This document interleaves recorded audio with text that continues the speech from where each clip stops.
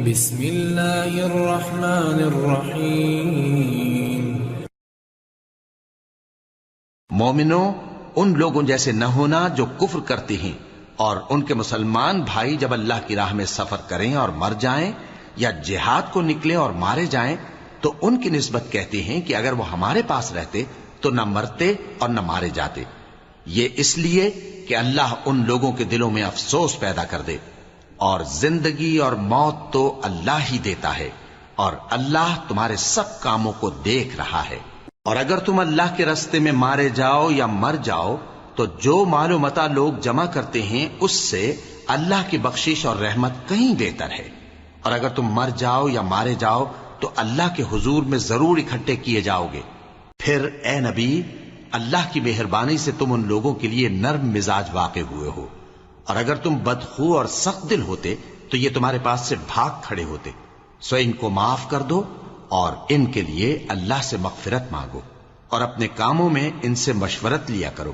اور جب کسی کام کا پختہ ارادہ کر لو تو اللہ پر بھروسہ رکھو، بے شک اللہ بھروسہ رکھنے والوں کو دوست رکھتا ہے۔ اگر اللہ تمہارا مددگار ہے تو تم پر کوئی غالب نہیں آ سکتا، اور اگر وہ تمہیں چھوڑ دے تو پھر کون ہے اس کے بعد تمہاری مدد کرے۔ اور مومنوں کو تو چاہیے کہ اللہ ہی پر بھروسہ رکھیں، اور کبھی نہیں ہو سکتا کہ کوئی پیغمبر خیانت کرے، اور خیانت کرنے والوں کو قیامت کے دن خیانت کی ہوئی چیز اللہ کے روبرو لا حاضر کرنی ہوگی، پھر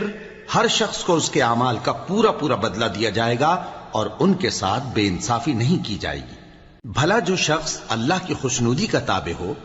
وہ اس شخص کی طرح ہو سکتا ہے جو اللہ کی ناخوشی میں گرفتار ہو، اور جس کا ٹھکانہ دوزخ ہے اور وہ برا ٹھکانہ ہے۔ سب لوگوں کے اللہ کے ہاں مختلف درجے ہیں، اور اللہ ان کے سب اعمال دیکھ رہا ہے۔ اللہ نے مومنوں پر یقیناً احسان کیا ہے کہ ان میں انہی میں سے ایک پیغمبر بھیجے جو ان کو اللہ کی آیتیں پڑھ پڑھ کر سناتے اور ان کو پاک کرتے اور انہیں کتاب و حکمت کی تعلیم دیتے ہیں، اور پہلے تو یہ لوگ کھلی گمراہی میں تھے۔ بھلا یہ کیا بات ہے کہ جب احد کے دن کفار کے ہاتھ سے تم پر مصیبت واقع ہوئی، حالانکہ جنگ بدر میں اس سے دگنی مصیبت تمہارے ہاتھ سے ان پر پڑ چکی ہے، تو تم کہنے لگے کہ یہ آفت ہم پر کہاں سے آ پڑی؟ کہہ دو کہ یہ تمہاری ہی شامت اعمال ہے کہ تم نے پیغمبر کے حکم کے خلاف کیا، بے شک اللہ ہر چیز پر قادر ہے۔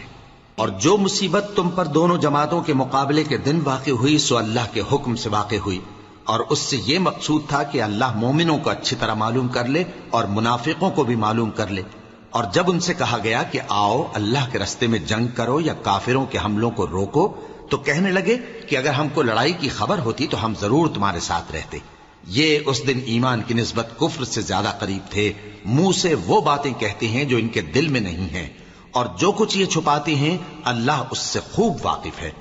یہ خود تو جنگ سے بچ کر بیٹھ ہی رہے تھے، مگر جنہوں نے اللہ کی راہ میں جانیں قربان کر دیں اپنے ان بھائیوں کے بارے میں بھی کہتے ہیں کہ اگر ہمارا کہا مانتے تو قتل نہ ہوتے۔ کہہ دو کہ اگر سچے ہو تو اپنے اوپر سے موت کو ٹال دینا۔ جو لوگ اللہ کی راہ میں مارے گئے ان کو مرے ہوئے نہ سمجھنا، وہ مرے ہوئے نہیں ہیں بلکہ اللہ کے نزدیک زندہ ہیں اور ان کو رزق مل رہا ہے۔ جو کچھ اللہ نے ان کو اپنے فضل سے بخش رکھا ہے اس میں خوش ہیں، اور جو لوگ ان کے پیچھے رہ گئے اور شہید ہو کر ان میں شامل نہیں ہو سکے ان کی نسبت خوشیاں منا رہے ہیں کہ قیامت کے دن ان کو بھی نہ کچھ خوف ہوگا اور نہ وہ غمناک ہوں گے، اور اللہ کے انعامات اور فضل سے خوش ہو رہے ہیں، اور اس سے کہ اللہ مومنوں کا اجر ضائع نہیں کرتا جنہوں نے باوجود زخم کھانے کے اللہ اور رسول کے حکم کو قبول کیا۔ جو لوگ ان میں نیکوکار اور پرہیزگار ہیں ان کے لیے بڑا ثواب ہے۔ جب ان سے لوگوں نے آ کر بیان کیا کہ کفار نے تمہارے مقابلے کے لیے لشکر کثیر جمع کیا ہے تو ان سے ڈرو،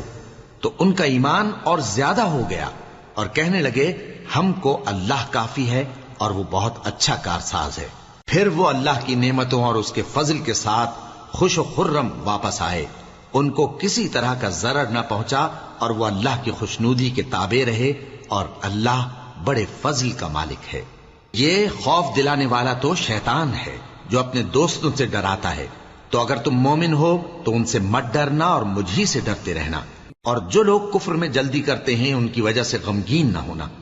یہ اللہ کا کچھ نقصان نہیں کر سکتے۔ اللہ چاہتا ہے کہ آخرت میں ان کو کچھ حصہ نہ دے،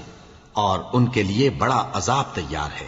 جن لوگوں نے ایمان کے بدلے کفر خریدا وہ اللہ کا کچھ نہیں بگاڑ سکتے، اور ان کو دکھ دینے والا عذاب ہوگا۔ اور کافر لوگ یہ نہ خیال کریں کہ ہم جو ان کو مہلت دیے جاتے ہیں تو یہ ان کے حق میں اچھا ہے، نہیں، بلکہ ہم ان کو اس لیے مہلت دیتے ہیں کہ اور گناہ کر لیں، آخر کار ان کو ذلیل کرنے والا عذاب ہوگا۔ لوگوں،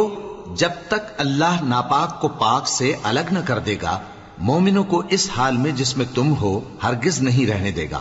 اور اللہ تم کو غیب کی باتوں سے بھی مطلع نہیں کرے گا، البتہ اللہ اپنے پیغمبروں میں سے جسے چاہتا ہے منتخب کر لیتا ہے۔ سو تم اللہ پر اور اس کے رسولوں پر ایمان رکھو، اور اگر ایمان پر قائم رہو گے اور پرہیزگاری کرو گے تو تم کو اجر عظیم ملے گا۔ جو لوگ مال میں جو اللہ نے اپنے فضل سے ان کو عطا فرمایا ہے بخل کرتے ہیں،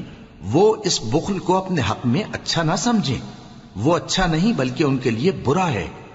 وہ جس مال میں بخل کرتے ہیں قیامت کے دن اس کا طوق بنا کر ان کی گردنوں میں ڈالا جائے گا، اور آسمانوں اور زمین کا وارث اللہ ہی ہے، اور جو عمل تم کرتے ہو اللہ کو معلوم ہے۔